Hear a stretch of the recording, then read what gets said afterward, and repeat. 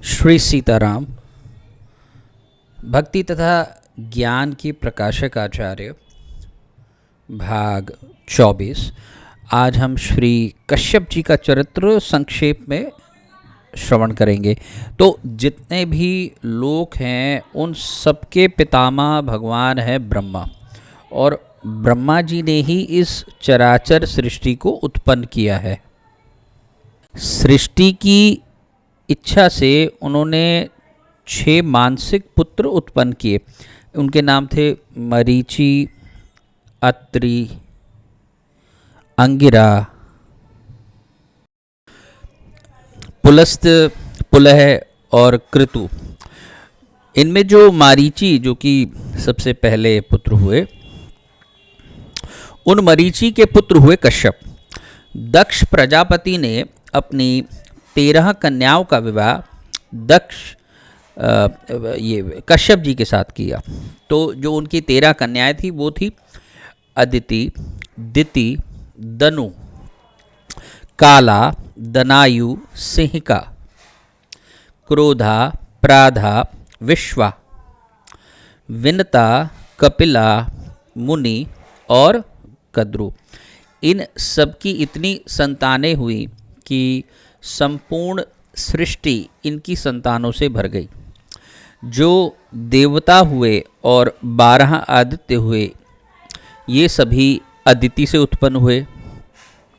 जो दैत्य हुए वो सभी के सभी दिति से उत्पन्न हुए। जो दानव हुए वो दनु से उत्पन्न हुए, और काला और दनायु से भी दानव ही उत्पन्न हुए। सिंहिका से सिंह हुए, व्याघ्र हुए। क्रोधा के क्रोध करने वाले असुर हुए। विनता के गरुड़ हुए, और अरुण आदि 6 पुत्र हुए विनता के। कद्रु के सर्प, नाग आदि हुए, और मनु से समस्त मनुष्य उत्पन्न हुए। इस तरह से देखा जाए तो स्थावर जंगम, पशु पक्षी, देवता, दैत्य, मनुष्य, ये सभी सगे भाई हैं, और एक कश्यप भगवान की ही सब संतान है। हम भी उन्हीं की संतान है। वृक्ष, पशु पक्षी, हम सब के सब कश्यप गोत्रीय ही हैं। इन 13 कन्याओं में अदिति भगवान कश्यप की सबसे प्यारी पत्नी थी। उन्हीं से इंद्र आदि समस्त देवता हुए, और भगवान वामन ने भी इन्हीं के यहाँ अवतार लिया था। अब इनका तप अनंत है। इनकी भगवत भक्ति अटूट है। महातप के प्रभाव से ही जीवों को निर्गुण भगवान के सगुण रूप में दर्शन हो सके, इसके लिए इन्होंने अदिति और कश्यप जी ने तप किया। कश्यप अदिति महातप कीन्हा, तिन्ह कहूँ मैं पूरब बर दीन्हा। भगवान जिनके पुत्र बने हो उनके विषय में ज़्यादा क्या कहा जा सकता है। भगवान कश्यप की पुराणों में बहुत सी कथाएं हैं, और उनमें जो वामन, बाली, अदिति के प्रसंग बहुत बार आए हैं।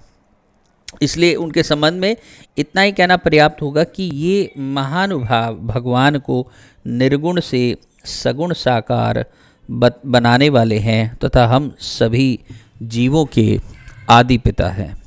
इसलिए कभी कोई कहे कि मुझे अपना गोत्र पता ही नहीं, तो बेशक वो कश्यप गोत्र ही कह सकता और कहता ही है। ऐसा आपने कई बार देखा है।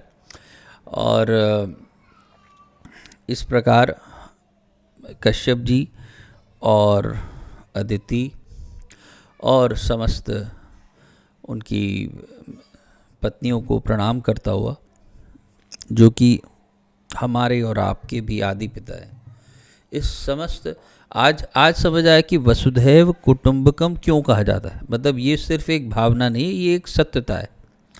और इस वसुधैव कुटुंबकम में सिर्फ सारे मनुष्य ही हमारे भाई भाई नहीं है, अपितु ये जितने भी वृक्ष, पेड़ पौधे, जानवर आदि, ये सभी हमारे भाई हैं।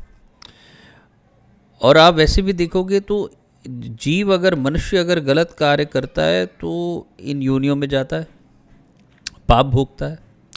और यदि वो उच्च काम करता है, श्रेष्ठ काम करता है, पुण्य करता है, तो स्वर्ग आदि लोकों में देवताओं का शरीर, उनका सानिध्य पाता है। तो इस प्रकार देखा जाए कि ये सभी के सभी हमारे सगे संबंधी हैं, आपस में भाई हैं। और इस